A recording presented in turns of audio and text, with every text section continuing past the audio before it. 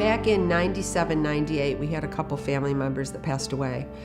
And the building at 509 West Onondaga Street, my husband's grandfather purchased back in 48. I went by that building probably twice a day.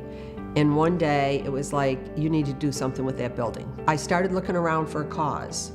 My background is nursing, love children. When I first started talking about child abuse, everybody said, you're nuts. That's not a good cause. That's not where this needs to go. But in talking to Joe O'Hara, he said, well, you know my sister, Maureen, and I did. And he said, she works at the child abuse clinic at Upstate. You need to get in touch with her. I remember Maureen, somehow she knew about Martha. And she said, you'll need to meet with her and you'll need to see what happens. And she and I had lunch, and after that, it was like magic almost. Like after that, Martha's, if you ever want to get a project done, Martha's the person. She is an incredibly strong advocate. And when she heard the idea and what we were trying to, put together, she immediately, it was like a, like an enzyme in an experiment. You could see everything, the fireworks exploding, and she immediately took the idea to the next level. She's phenomenal. She and I are like sisters now. We're best friends. I took her down to the house. Now, it had been empty, and you can see from some of the pictures the old architecture and the plaid rugs and the paneling, and she's like, Martha, you're nuts. I always say, I was the facilitator. She had the dream. I just facilitated getting to that dream, but with an entire community behind me to make it happen. The first thing we did is we went and talked to Bill Fitzpatrick and Rick Trumfio. And they were a little skeptical, you're bringing all these people together. Everybody's got their own turf. Everybody has their own way of doing things. And I just kept saying, but we need to put the child at the center. We got to think about the child.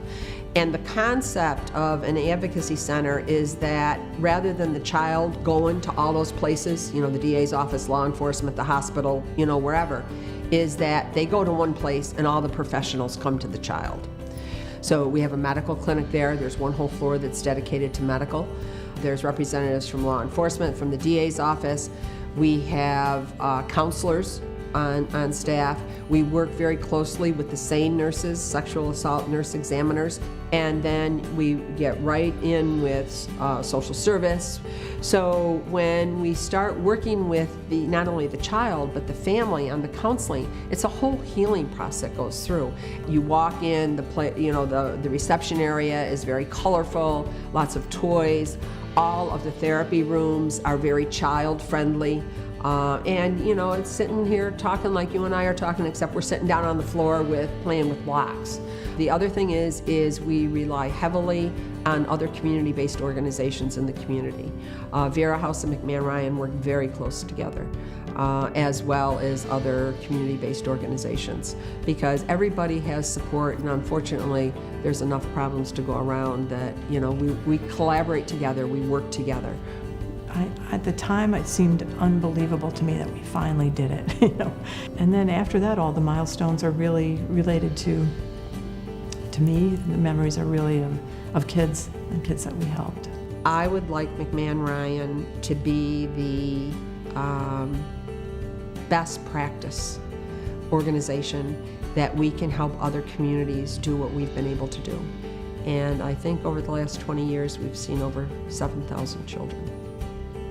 I'm sorry we have to be here, but the number of lives we've touched is remarkable.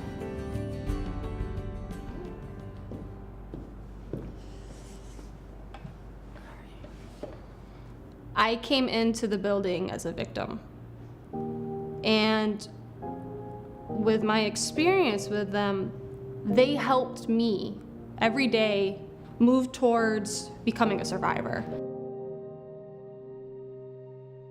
Family is automatically like what I would use to describe as McMahon Ryan from my experience, because just from how I felt there, through the experience, the process, as well as all the people, they're engaging, they're sweet, they're caring, they're passionate, and it shows every single day. When I walked into a facility with people I don't know of, and I had to explain in detail what happened to me as a child, and I was already on edge and nervous and conflicted, but then I walked into the building. It's just a warm atmosphere, nice people, they always greet you, so automatically it was very comfortable, and I love that experience. Just every single time I walk in there, I feel warm and happy.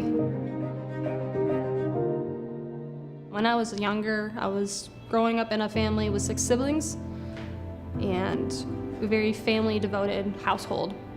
That's when I learned, sadly, between the ages of 10 and 12, that trust can be abused, as well as personal space, and that's what my brother James did.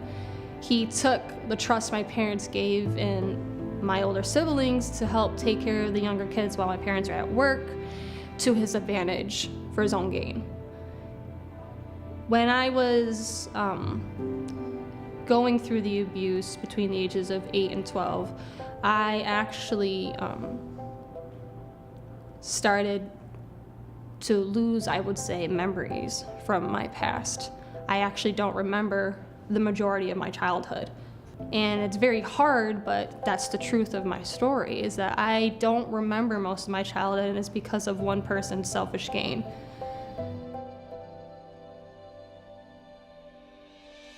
When my brother got convicted when he got guilty, it was just McMahon Ryan and me, and Maureen Berry was there, Detective Clark, they were there, and it was just all of us felt that relief. And that day is when I became a survivor. And I only felt that with McMahon Ryan, because if it wasn't for them, if it wasn't for their people, I don't believe I would have had the same experience to where I became and felt so fulfilling with becoming a survivor. I just want to say thank you to McMahon Ryan in its entirety, to the secretaries for always being there saying hello and knowing me. It's very nice to have that atmosphere right off the bat when I walk in through the door. For Detective Clark and all the other detectives there with McMahon Ryan, for what you do on a daily process and something that you carry close to your heart, thank you, because you help give a determination and a drive to people like me who were victimized to help us drive and push forward to become survivors. And everyone else in between that I do see and I don't see when I'm in the halls. Thank you, because you are all foundations for creating McMahon Ryan for what it is today. So thank you for everything, little and big.